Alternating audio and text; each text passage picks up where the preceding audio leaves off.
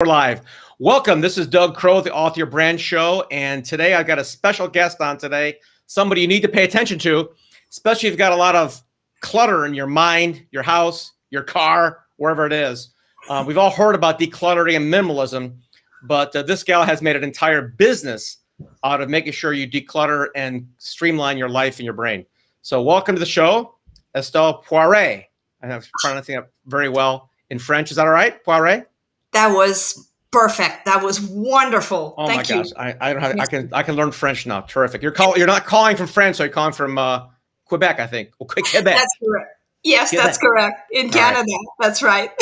Outstanding. Nice. Okay. So I want to hear all about this. As I mentioned to you earlier, I like a lot of people, I've watched that movie, that documentary about the minimalist guys, and the book from that one lady. What's her name again? I'm sorry, you mentioned it a minute ago. Marie Kondo. Mary Kondo, right? So, yes.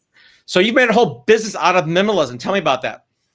Absolutely. I guess it's a bunch of a combination of things. I guess I was brought up in a family where I can really think of creating my own lifestyle. I can, I can, how could I say, I can speak for myself. I can be myself. And then later on in life, I went to work in the oil patch, the most sustainable place on earth. The oil patch. You're an oil rig worker. Is that what you're saying? That's what you just did?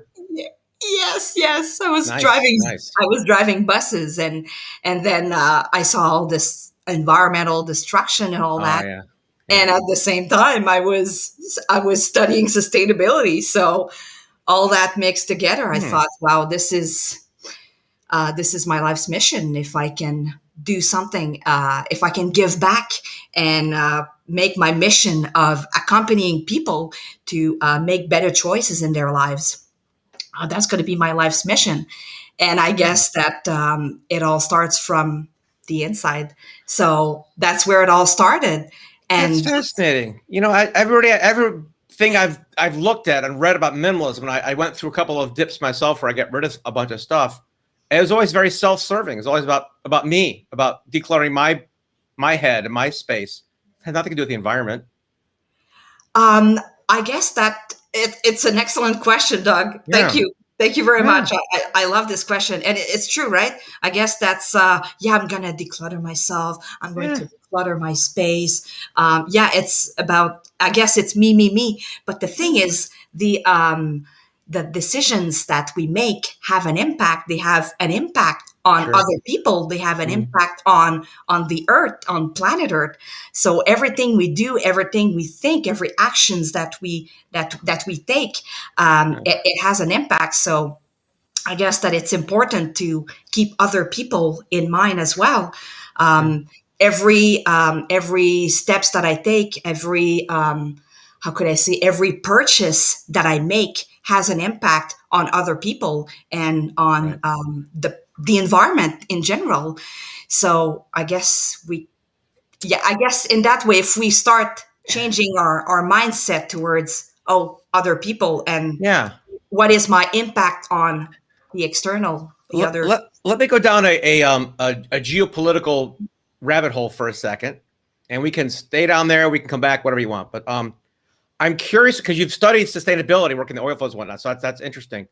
I'm curious about something. If you don't know the information, that's cool. I'm just curious about when I take a look at pollution and the environment and whatnot, which is a near and dear topic to me.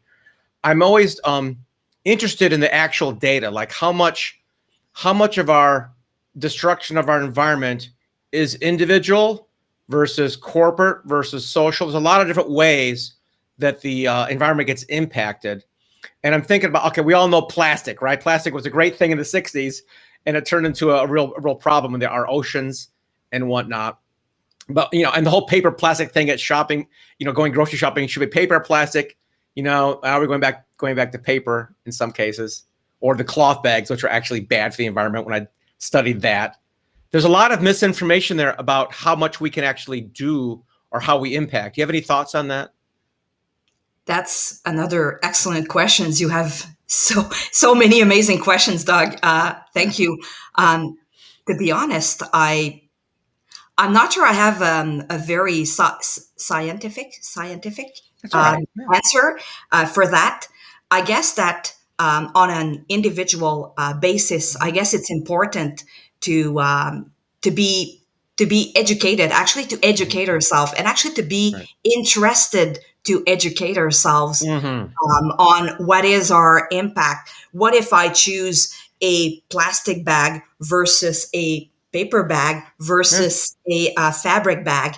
What is the impact of that?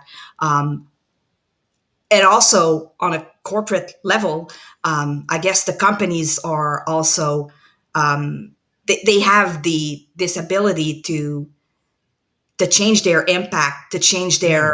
the way they do things, to change, yeah, to make a more positive impact. Hmm. I guess that it's about educating ourselves, to be interested to really educate ourselves. Right. I mean, when I look at like the whole push on electric vehicles, oh, it's electric vehicles, it's supposed to the environment. I'm like, hold on.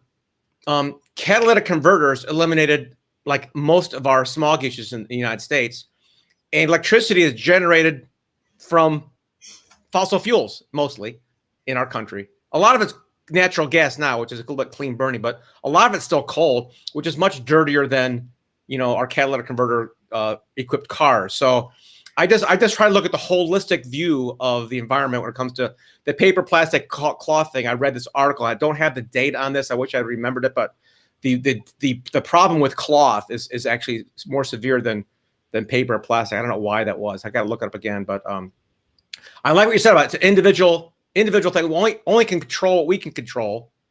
I don't run a shopping grocery store, so I can't do any of that. But I can choose what to carry it in. I guess is the biggest thing. So let's go back to minimalism. I don't go too down the environmental rabbit hole. It's a fun topic, but when it comes to minimalism or minimalist stuff, what is the biggest problem you see people having with it? I guess it's a big problem, Doug, with the emotions. And you'll say, Mm-hmm. "Oh, come on, that is so not sexy. Come on, let's talk about emotions." But a lot of, I guess, okay, I'll start with this. I guess we're born with. I always like to say this. We're born with a heavy duty trash bag, and then we're filling up our emotional trash bag with Yeah. sadness and frustrations when we keep them all inside ourselves. And then what happens is throughout our lives we are disconnecting slowly but surely with our emotions. We are Mm-hmm. disconnecting with our authenticity, which makes us make all these bad decisions, and these Mm. decisions that, I wouldn't say bad decisions. Okay, I'll reframe this. We make these decisions that are Bad for not us.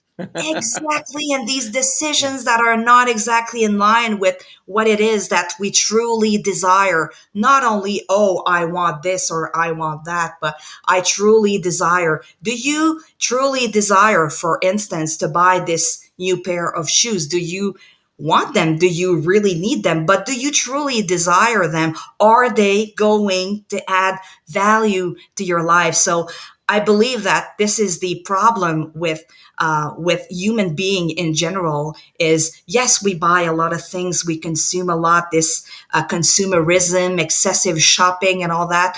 But Yeah. this is hiding this sadness, these frustrations that we have on a daily basis. That unfortunately, we are so disconnected, and we don't necessarily deal with them daily. So I So guess so if we stopped buying things to make us feel better and focused on our own internal peace, that's the path we're going on here. yes and no. There's nothing wrong with loving stuff and buying stuff. And I guess that when our internal world, Doug, is Yeah. cleaner, and when we are emptying daily our emotional trash bag, it's a lot easier to make better decisions. So if someone Yeah. loves stuff and loves to buy a lot of stuff, and they're very happy, truly happy Uh-huh. with that, this is their true desire, deep down inside, this is truly adding value to their lives. I always say to my clients, sure, if it really makes you happy, to have all this stuff, and it's all stuff that you're using and that Mhm. you're creating this relationship with, Yeah. long-term relationship, as if they were Yeah. human beings. A relationship with my shoes. I'm sure a lot of women might say, "Oh yeah, I have a relationship with my 100 pairs of shoes." I'm very impressed that you said that, because on the pendulum, right? Everybody's like complete minimalism. Like, I have nothing. I have one shirt, or I have just my laptop and my backpack. That's all I have. While that's appealing to somebody who's wanting to declutter, promoting that to everybody kind of makes the economy go down the tubes. There's consumerism, for better or worse, drives our economy and jobs and growth and, quite frankly, health and abundance in the world. So it's an interesting line we have to walk, I think, based on, like you just said, like our own personal needs and desires. Absolutely, Doug. Yeah. That's very well said. It's all about what it is that we truly desire.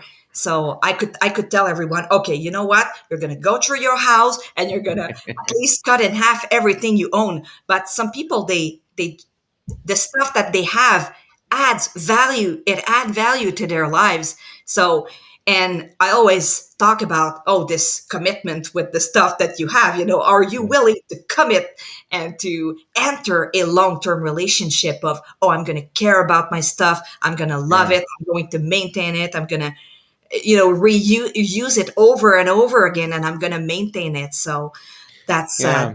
that's a line, I guess, that can be explored. I have a long-term relationship with some clothes that are really bad for me. I've got a couple of shirts that I haven't got rid of that are sitting in my closet, and I'm supposed to take them to the Goodwill. I'm supposed to recycle them or whatnot, and I haven't done it yet. I'd like, any advice from me on that? A relationship with somebody, haven't worn them in a year, but I can't throw them away. Okay, so I would ask you, Doug, this question. Yeah. What was the circumstances when you bought these shirt? Do you remember? Were you feeling sad, or were you feeling angry when you bought these shirts? Was there a specific? Do you remember if there was a specific event going on in your life that Yeah. makes you sort of attached to these shirts? Yeah, I was very happy. It wasn't sad at all. One of them was a shirt I got at an air race. Went to the Reno air races and bought one of those shirts with the logo on there. And the other ones were just some white shirts, button downs I don't wear anymore. But when I bought them, they were like, oh, that felt good. It looked good. And now they don't look as good as they used to. They got a little worn out, but I haven't discarded them or recycled them. So I don't know. Okay. And Doug, when you look at them in your closet, Yeah. do they make you, make you sad, or do they make you angry, maybe, or frustrated, or do you feel kind of, I'm We not have too the sure. we have the online therapy today. I started this. It's okay. They don't make me sad or angry. It makes me feel silly for keeping things that I'm not using. Okay. What's that old saying that if you haven't touched it, used it 6 months, you're never going to just get rid of it. It's one of the decluttering principles I read a while ago. But yeah, so I'm not sad about it. It's just like, why do I keep this darn thing? I don't wear it anymore. It's just sitting there. I don't know. Okay, that's very interesting. Sometimes Yeah. it's Doug. Sometimes it's the we keep things for a while, Yeah. and at some point it just feels right to whether, oh, I'm going to keep them. I'm going Yeah. to use them again. I'm going to wear them again, or you know what? This is the time. Deep down inside, we feel that this is my true desire. I'm going to offer them to someone else. Yeah. I'm gonna try that. And I would know it would make me feel good to have less stuff. I don't like clutter, so I'd like to get rid of it that way. But the emotional attachment, I gotta break up with my shirts. I guess I have to have a talk. We need to have one of those talks. Right?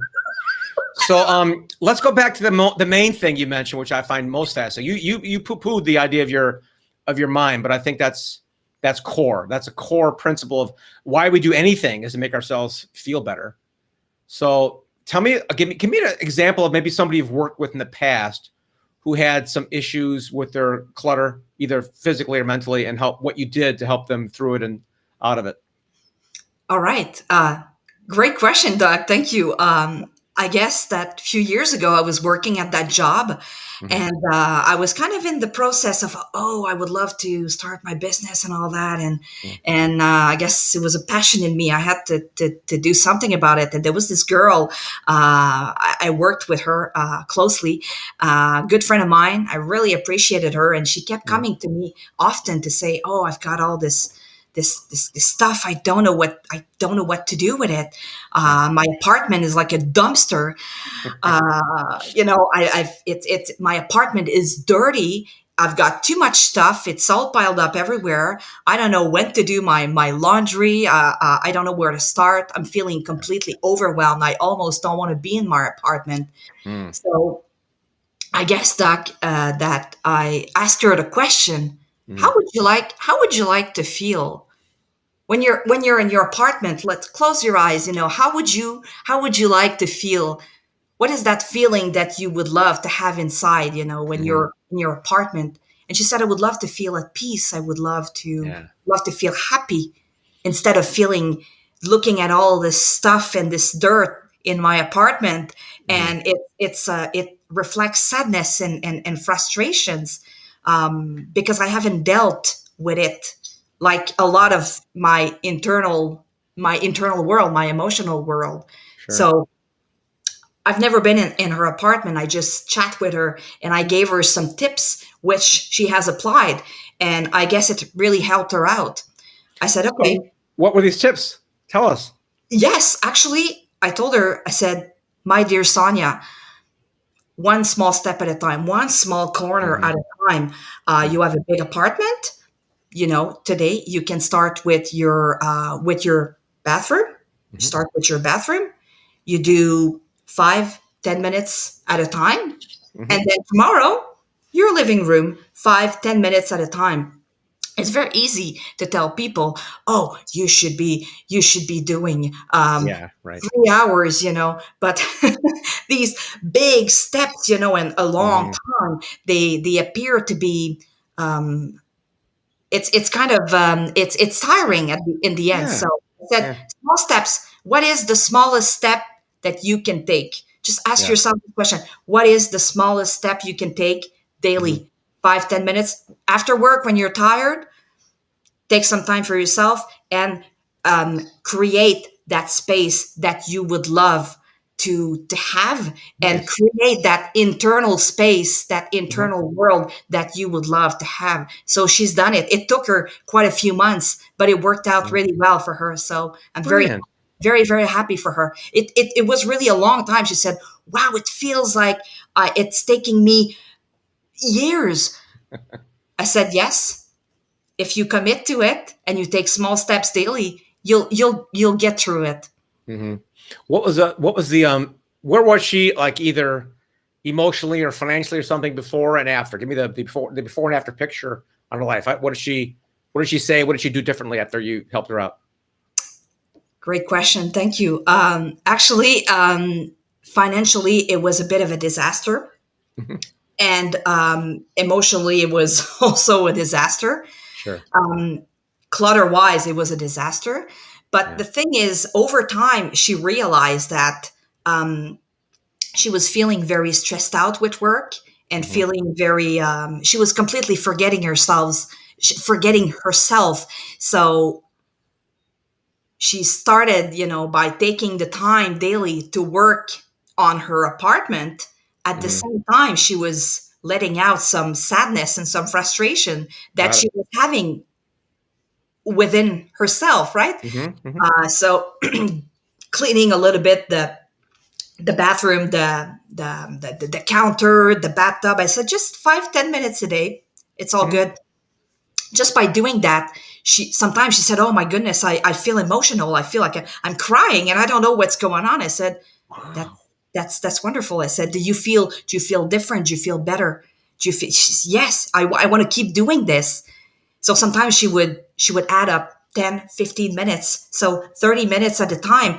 And the thing is, she said, I'm in tears all the time. I don't know what to do. I said, Wow. keep going, because the thing is, she was connected to her senses. Uh-huh.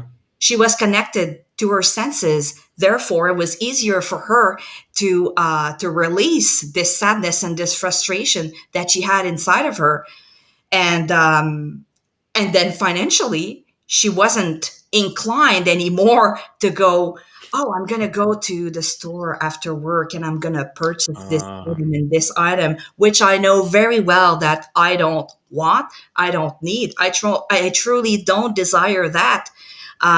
She would really work on her apartment, her yeah.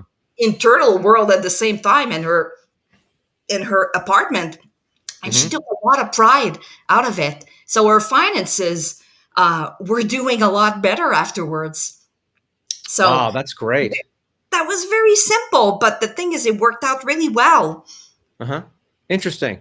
So it's I mean, I'm thinking of a couple of jokes here about hiring a maid versus therapy, right? Well, you could hire someone to clean your place up, or you could do it yourself and treat it as therapy. It might actually save you money in the longer, depending on your level of clutter and hoarding, I guess. It's funny. I had a neighbor growing up who was I mean, admittedly self-admitted shopaholic. If she didn't buy something every day, she would get anxious. She'd get nervous. And I was a little boy when we were growing up. I don't remember the details, but my mom told me that she would actually buy so much stuff, she wouldn't even go home and open it up. Matter of fact, sometimes she would return it, but the fact of actually buying things gave her joy. So if anybody's a shopaholic, I know sometimes during the pandemic, Amazon stock went through the roof because I'm bored. I'm going to go buy something at Amazon, get something, and it shows up in a couple of days. So it's kind of therapeutic there too, I guess, right? Absolutely. Yeah, And I yeah, guess we feel, I guess, anxious, and yeah. we don't know what to do. Oh my goodness, I'm this pandemic is affecting me, but oh, I'm Hmm. gonna put this behind me because no, I gotta be zen, I gotta be strong, Yeah. I gotta be cool. I can do this, and this is not impacting me. But the thing Hmm. is, I'm shopping on Amazon because I'm feeling so upset by this stupid pandemic. Right, right. What's been the biggest challenge you've seen with people as they understand there's a issue, they want to feel better, and what's the biggest problem you have in trying to get them to take this action? That's such a great question. You've got these wonderful questions. I love it. Absolutely What? love it. Thank you. I would say the anxiety that is so to the Hmm. roof that it takes often more than one session Yeah. to really unleash the Hmm. anxiety. Yeah. And I guess that people they still are disconnected with Yeah. themselves. They're not too, how could I say, they just feel too sad. It's like this the sadness and Mm. the frustrations that they have inside of them. Uh, it's just too intense. I Yeah. guess I had a couple people like that. So it's really to take the Yeah. time, listen actively, because everyone has their own answers inside of them. Absolutely. And it's Right. it's not about me, to tell them, oh, you should do this, you should do that. Oh, and why did that? No, no, no. So it's to listen actively and to ask questions so that they can find their own answers. And it takes time. It takes time. Some people it will take longer, and that's Hmm. fine because they've been the emotional trash bag, heavy trash bag has been Yeah. they've been filling it so much and not emptying it that Hmm. it's just too difficult. Amazing. Amazing. Now I know you've got some special gifts for the people watching this today. So you want to tell us what those are? Oh yes, Yeah. absolutely. I always have a free 20-minute. I call it a coffee chat with Hmm. Estelle, where people, if they want to, they have one or more topic that they want to talk about, Hmm. clutter related, whether Right. it's anxiety, whatever the topic they want to talk about. Hmm. I love to listen to them and Yeah. to accompany them the best I can. Nice. And for your audience, I will add an extra 10 minutes. So that will be 30 minutes. Ooh, all That will right. be an extra 10 minutes, a Thank 30 you. minutes free coffee chat. And will be my pleasure to meet with them. Okay. Definitely. What's the link? Where do they go? Well, I do I have know a you. link. I know you emailed it to me. I'll put it in the notes. But we have Yes. it. If we could just say you could just read it live right now too. That's Yes, great. absolutely. So it Yeah. is on my website, triple W Mhm. dot intentionalselfconsulting.com. And then on the top of the main Mhm. page is book your appointment. Okay. And you go in the 20 minutes coffee chat, and you Yeah. have access to my calendar, Okay. and you can book your free 30-minute chat. What a great domain name. Intentionalselfconsulting.com. Go to intentionalselfconsulting.com. Upper right, click a 20-minute chat. Get decluttered. Get rid of the anxiety. Work with this shining, beautiful woman from Canada and help yourself out there. Before we close out, Estelle, I want to ask you anything else. Any other really cool, funky stories of somebody who's like done something unusual or surprising to you in this journey? Yes, actually, a friend of mine, before I started my business, Yeah. I was talking with her. And I went to her place, and she had all these plastic containers and uh, all these glass jars. Uh-huh. And as I was sitting with her in her kitchen, we were chatting, having a Yeah. little drink, and that, and I started putting away while she was in the bathroom. I put away in a bag. I kind of stole her plastic containers and her glass jars. And the funny Nice. thing is, I put them away. I brought them with me secretly to see if she would notice. She Mm-hmm. did not notice at all. So Amazing. so that tells me a lot of people don't know what they have. Yeah, very true. Hey, this is a personal issue. My project manager talked to her yesterday, and she's got two lovely, lovely, rambunctious young boys, and she spent all this time like labeling their blocks and their toys and putting them in organized spaces for the kids. And she spent hours like getting it all organized for them, you know. And of course, the boys being 6 and 4, they just dump the stuff on the ground, a big, big mess of it. Is there any advice you'd have for somebody on decluttering when it comes to kids? I would recommend to do the decluttering with the kids and Yeah, actually ask the questions to the kids. right. This object, are you planning on, do you love this object, do you truly Yes. desire to have Yeah. this object? And the thing is, the kids actually, they're quite good at it, they're quite Yeah. capable of doing it. um, they're kids, but they have this way of identifying those objects, Mhm. those toys that they want or they don't want. And I would just sit down. I love the concept of just sitting down on the floor Mhm. with kids and going through the toys, Right. and to just question them Love it. slowly, quietly, and one small step, one small toy, one toy at a time, and it makes the whole difference. Yeah, love it. Intentionalselfconsulting.com. Go to the upper right hand side of that website, check out with Estelle, and she'll give you a free 20 minutes or 30 minutes if you're a Yes. friend of the author or brand show. So, Estelle, thank you so much for being on today. I really appreciate you. Intentionalselfconsulting.com. Check it out, folks. This is Doug Crow. Hope you had a great day, and thank you so much for joining us. Thank you so much. Bet. Thank you. Thank you.